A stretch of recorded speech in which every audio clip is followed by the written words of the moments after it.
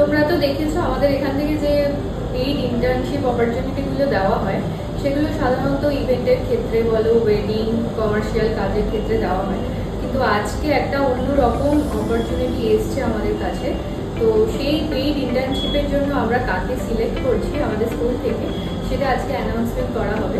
তো চলো দেখা যাক। অ্যানাউন্সমেন্টটা হচ্ছে যে জেনারেলি আমাদের কাছে যে টাইপের ইন্টার্নশিপের কাজগুলো আসছে সেই ইন্টার্নশিপের কাজগুলো কমার্শিয়ালি ইভেন্ট হচ্ছে বা ওয়েডিং হচ্ছে এরকম টাইপের কাজপত্রগুলোই আসে। এবার প্রথম আমাদের একটা ট্রাভেলের অপরচুনিটি এসছে, যেটা আমি এর একদিন বলেছিলাম যে কে কে যেতে ইন্টারেস্টেড।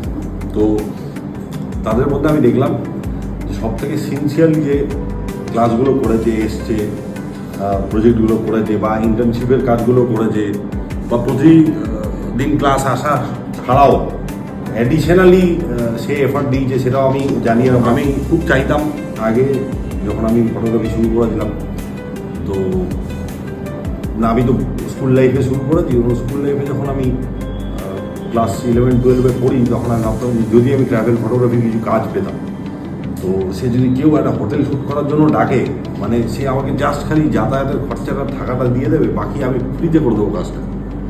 কিন্তু আমি কোথাও কোনো কাজপত্র পাইনি কখনো। একবার কাজের অপরচুনিটি পেয়েছিলাম, তাদের শর্ত ছিল হচ্ছে যে পুরো নিজের খরচায় করতে হবে, তারপরে গিয়ে আমরা পেমেন্টটা করবো। তো পকেটে যখন পয়সা, মানে টাকা তো দূরের ব্যাপার, পয়সাও নেই, তো এগুলো তখন অলিক চিন্তা ভাবনা। তো তারপরে থেকে মানে ভাবতাম যে এই ট্রাভেল ফটোগ্রাফি অ্যাটলিস্ট বাড়ি থেকে বেরিয়ে বাইরের একটা স্টেটে গিয়ে করবো। বারবার তো আমি চিন্তাই করিনি কখনো বাইরের স্টেটে যাবো, এইসব ব্যাপার আমি করেছিলাম, কিছু কাজ করেছিলাম, তার মধ্যে কিছু ব্লান্ডারও আছে। পুরো গিয়ে শুট করে পুরো প্রজেক্ট কমপ্লিট করে পুরো হার্ড ডিস্ক করাপ্ট করে গেছে, কিন্তু আমার রিকভারি হয়। এইবার আমরা যে রিকভারি সার্ভিস সবাইকে দিচ্ছি, সবাইকে আমারটা রিকভার হয়, ঠিক আছে। তো সে ওই জন্য এই যেহেতু একটা প্রাইসড একটা জায়গা, মানে একটা অ্যাসাইনমেন্ট, ওই জন্য যে খুব সিনসিয়ার তাকিয়ে দেওয়া হবে। তা আমার চোখে এখনও অবধি যারা সিনসিয়ারলি ক্লাস করেছে, শিখছে, প্র্যাকটিস করছে, প্রোগ্রেস করার চেষ্টা করছে, তো তার মধ্যে সবথেকে আগে আমার নাম এসছে হচ্ছে অর্ঘ্যদীপের। ওই জন্য অর্ঘ্যদীপকে আমি এই প্রজেক্টটাতে পাঠাচ্ছি।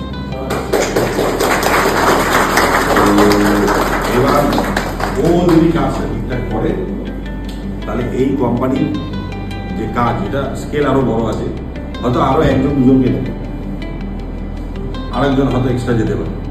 তো এটা ছাড়াও আরও অনেক কোম্পানি আছে, তাদের কাছেও আমরা যাব কাজ করার জন্য।